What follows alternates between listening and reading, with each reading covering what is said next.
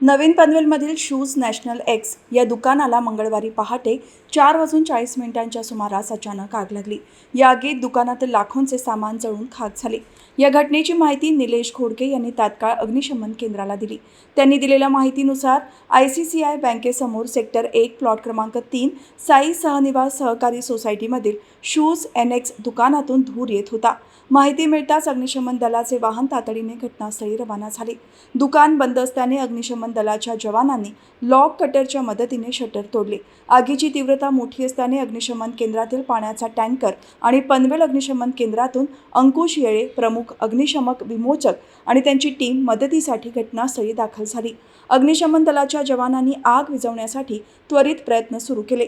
दुकानामध्ये मोठ्या प्रमाणात सामान भरले असल्याने पोटमाळ्यावर आग लागल्यामुळे आग विझवण्यात अडथळे येत होते. त्यामुळे आरोग्य निरीक्षक अनिकेत जाधव यांच्याशी संपर्क साधून JCBची मदत घेण्यात आली.